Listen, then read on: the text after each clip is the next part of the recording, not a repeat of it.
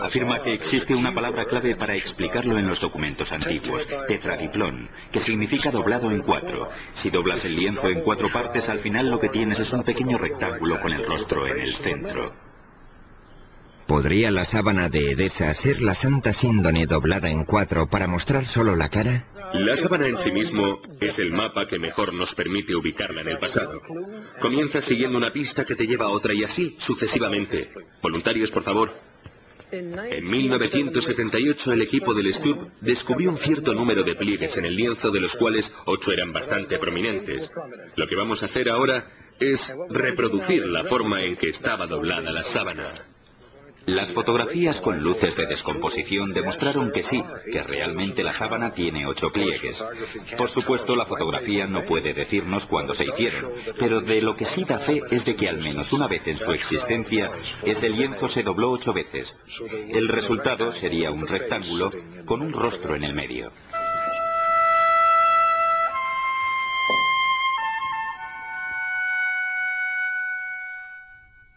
En el año 944, el mandilión fue trasladado a Constantinopla, donde con cierta periodicidad se exponía para que el público pudiera verlo. Allí mismo, en el año 1203, un caballero francés de la Cuarta Cruzada dijo haber visto la imagen del cuerpo de Cristo en un lienzo. Un año después, los cruzados saquearon la ciudad y se llevaron el botín a Europa. En este punto finaliza de forma radical el rastro del mandilión y comienza la historia de la sábana santa.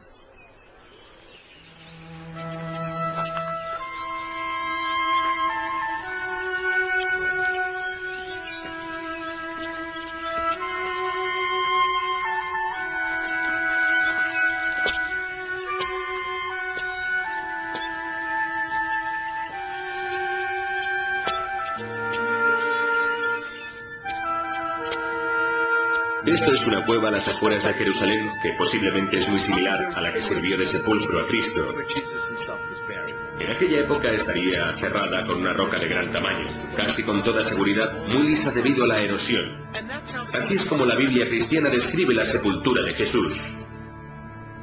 Cuando el equipo del Sturb examinó la parte posterior de la sábana, descubrió que resultaba imposible identificar varios granos de polen, porque estaban recubiertos con un mineral que posteriormente se analizaría y clasificaría. Al investigar el mineral descubrieron que se trataba de una piedra caliza, por decirlo de alguna manera. Una caliza muy rara y autóctona de una zona situada en las afueras de Jerusalén.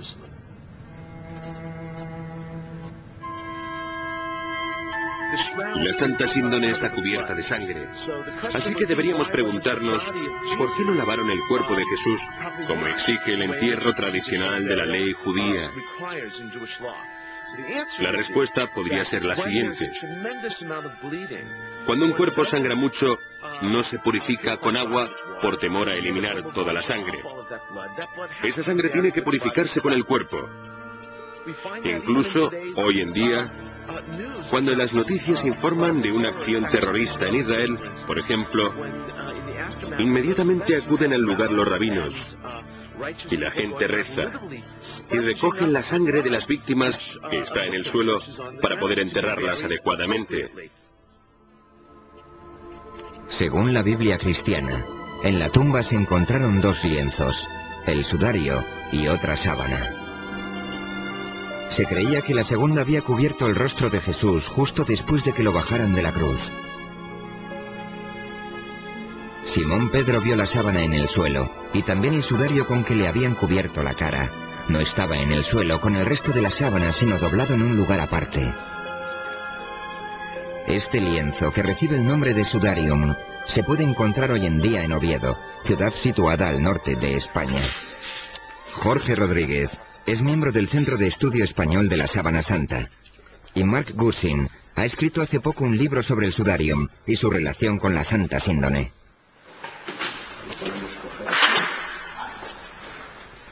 El sudarium está cubierto de sangre, pero en él no hay imagen alguna como sucede en la sábana. Se cree que retiraron el lienzo del rostro antes de envolver el cuerpo en la sábana. Claro, en realidad es un trapo, sí. El lienzo huye del peligro. Siempre iba por delante de los invasores. Escapaba de ellos. Siempre iba más al norte. a lugares más seguros y allí permanecía. Y esta ciudad era el lugar más seguro de toda España durante la invasión musulmana. Fuera de Jerusalén, su viaje comenzó en el año 614 para escapar del ejército persa, que no cesaba en su avance. Llegó primero a Alejandría, pero se fue moviendo en repetidas ocasiones hacia el oeste, a lo largo de la costa africana, hasta que por fin llegó a Toledo, en la España cristiana.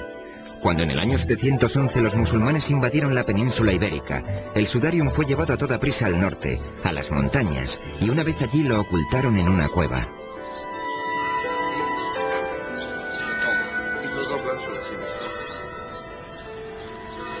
Con ayuda de una réplica, los investigadores muestran cómo se colocó la sábana alrededor del rostro, de forma que absorbiera la sangre y otros fluidos de acuerdo con la costumbre hebrea, siempre respetando el precepto de cubrir el rostro de una víctima de la violencia y de mantenerlo tapado para que la sangre no se separara del cuerpo. Esto supone que ha estado cogido así, al pelo. Estas manchas son especialmente interesantes porque coinciden exactamente con las que se encontraron en la parte de la sábana que reproduce la espalda del cuerpo en el dorso. Son las manchas de la sangre que emanó de las heridas producidas por la corona de espinas y que quedó en el pelo. Y aquí son las mismas exactamente. Recientemente el doctor Alan Banger ha efectuado un análisis con la ayuda de un vídeo casero que revela las notables similitudes entre el sudarium y la sábana santa. Es el rostro de la sábana superpuesto al del sudarium. De las manchas de sangre, esta es la que aparece más marcada y una de las que más fácil resulta localizar es esta de aquí. Si bajamos a la zona de la nariz, vemos que existen coincidencias aquí abajo, y si nos movemos hacia la zona del pelo, aquí, también vemos que las manchas de sangre coinciden. La sangre hallada en el lienzo de Oviedo era del tipo AB, idéntica a la que se encontró en la sábana. Sabemos a ciencia cierta que el sudarium lleva en España desde el siglo VII. Este hecho contradice los resultados de las pruebas de datación con el método del carbono 14 que establecen su origen hace 600 años. El libro de testamentos que se encuentra aquí en la catedral remonta los orígenes del sudarium a épocas aún más antiguas, y nosotros creemos que realmente data del siglo I y que fue uno de los sudarios que se utilizaron para cubrir el cuerpo de Cristo en el sepulcro o justo antes de introducirlo en él.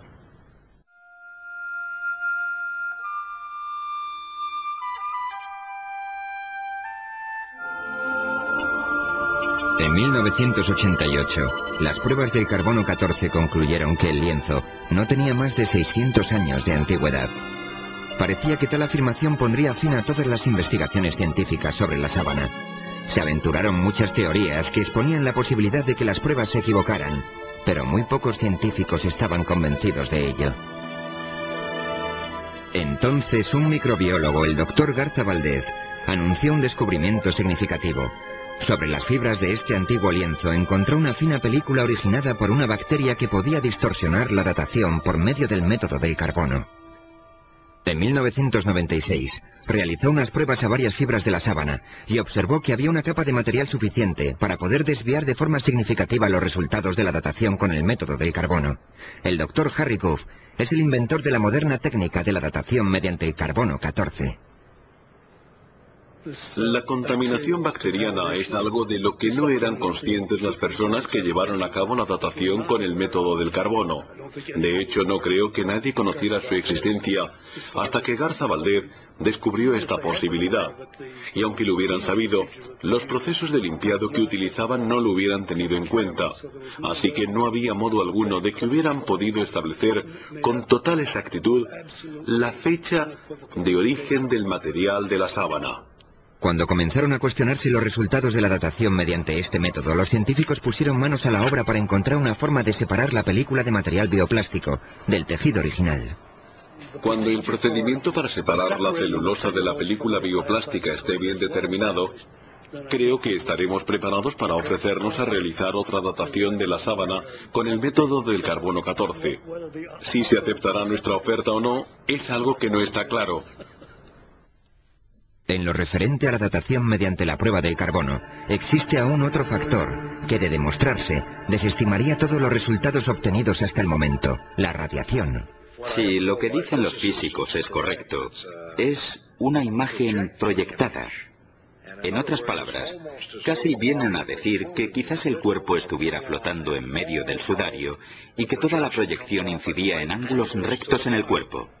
Esta imagen está directamente tomada del cuerpo, que está paralelo